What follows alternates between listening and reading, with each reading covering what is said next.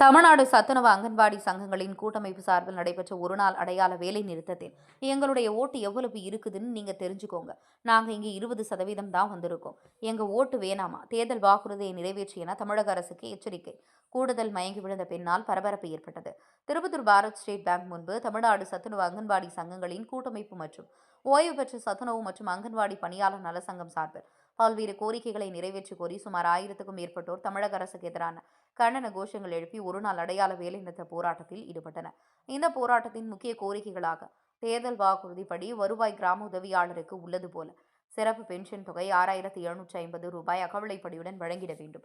சத்துணவு அங்கன்வாடி பணியாளர்களுக்கு இளநிலை உதவியாளர் நிலைக்கு 19500 மற்றும் சமையல் உதவியாளருக்கு 15700 அடிப்படையில் காலம் வரை ஊதியம் வழங்கிட வேண்டும்.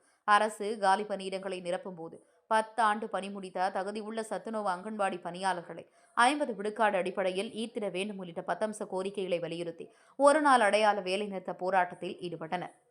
அப்போது இந்த போராட்டத்தில் ஈடுபட்ட 2 பெண்கள் திடீரென மயக்கம் போட்டு கீழே விழுந்த சம்பவம் பரபரப்பை ஏற்படுத்தியது. அதனைத் தொடர்ந்து தமிழக அரசுக்கு எதிராக பல்வேறு கண்டன கோஷங்கள் எழுப்பப்பட்டது. அப்போது தற்போது இந்த ஆர்ப்பாட்டத்துக்கு 20% மட்டும்தான் இங்க வந்திருக்கோம். முழுசா வந்தா தாங்காது. இப்பயாவது எங்க ஓட்டு எவ்வளவு இருக்குன்னு தெரிஞ்சுக்கோங்க. எங்க ஓட்டு உங்களுக்கு வேண்டாமா, தேர்தல் வாக்குறுதியை உடனடியாக நிறைவேற்று என கோஷங்கள் எழுப்பி எச்சரிக்கை விடுக்கப்பட்டது குறிப்பிடத்தக்கது. திருப்பத்தூர் மாவட்ட தவசி நியூஸ் மாவட்ட செய்தியாளர் சி ரமேஷ்.